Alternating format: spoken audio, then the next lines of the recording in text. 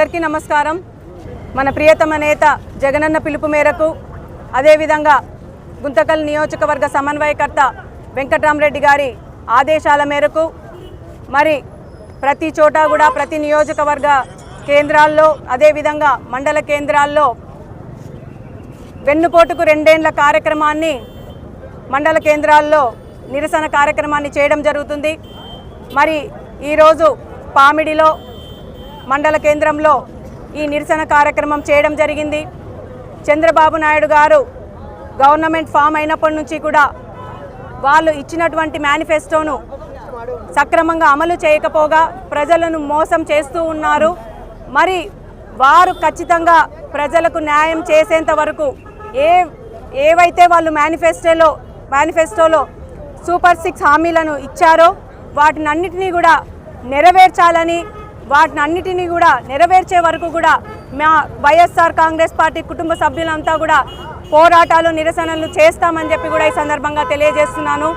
మళ్ళీ రాబో రోజుల్లో ఖచ్చితంగా జగనన్నని ముఖ్యమంత్రి చేసుకొని ఈ నియోజకవర్గంలో వెంకట్రామరెడ్డి గారిని ఎమ్మెల్యేగా చేసుకొని తీర్తామని కూడా ఈ సందర్భంగా తెలియజేస్తూ మరి వెన్నుపోటుకి 2 ఏళ్ల కార్యక్రమంలో భాగంగా పామిడి మన గుంతకల్ నియోజకవర్గంలో పామిడి మండలం నుంచి వచ్చినటువంటి వైఎస్ఆర్ కాంగ్రెస్ పార్టీ నాయకులకు, కార్యకర్తలకు, కుటుంబ సభ్యులందరికీ కూడా పేరు పేరున ధన్యవాదాలు తెలియజేసుకుంటూ వీళ్ళు ఏవైతే ఈ సూపర్ 6 హామీలను ఇచ్చారో వాటిని ఎందుకు నెరవేర్చడం లేదు?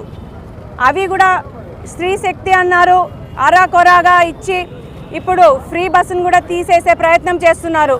మరి మహిళలకి 50 ఏళ్లకే పెన్షన్లు ఇస్తామన్నారు, అదేవిధంగా నిరుద్యోగ భృతి ఇస్తామన్నారు, ఎక్కడా కూడా ఉద్యోగాలు ఇవ్వలేదు, పెన్షన్లు కూడా సక్రమంగా ఇచ్చే పరిస్థితి ఈ కూటమి నాయకులు చేయడం లేదు అంటే ఎంత సిగ్గుచేటో ఒకసారి ఆలోచన చేయాలి. రేపు లోకల్ బాడీ ఎలక్షన్లు రాబోతున్నాయి. మరి వీళ్ళంతా ఏం మొహం పెట్టుకొని ఓట్లు అడగడానికి వెళ్తారో తెలియదు. నిజంగంటే ఈరోజు ప్రజలంతా కూడా చాలా వ్యతిరేకత మొదలయ్యింది. జగనన్న మీద ఎంత నమ్మకం ఉందో ఆ నమ్మకంతో మళ్ళీ రాబో రోజుల్లో ఖచ్చితంగా బుద్ధి చెప్తారని కూడా ఈ సందర్భంగా తెలియజేస్తున్నాను. ప్రజల్లోకి వీళ్ళు ఇంత మోసం చేసి రేపు ఎలక్షన్లలో లోకల్ బాడీ ఎలక్షన్లో ఏ విధంగా తిరుగుతారో మేము కూడా చూస్తాము. ప్రజలకైతే ఇప్పటికే వాళ్ళు చాలా ఆలోచన చేస్తున్నారు. ఏ ఒక్క పథకం కూడా అసలు కనీసం పెన్షన్ అది కామన్గా ఇచ్చేటువంటి పెన్షన్ని ఎంత ఇబ్బందికి పెడుతున్నారంటే వాళ్ళకి. నిన్ననే ఒక ఇన్సిడెంట్ నేను చూశాను కల్లారా.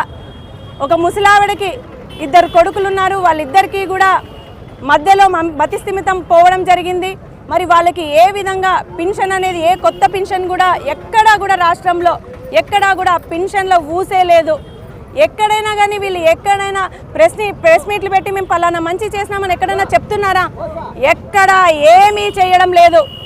మరి వీటన్నిటినీ కూడా గమనించాలి. ప్రజలంతా కూడా మేమున్నాము, ఎవరు కూడా అధైర్యపడద్దండి. జగనన్న ఆదేశాల మేరకు ప్రజల పక్షాన నిలబడేందుకు వైఎస్ఆర్ కాంగ్రెస్ పార్టీ కుటుంబ సభ్యులు ఎప్పుడూ సిద్ధంగా ఉన్నారు.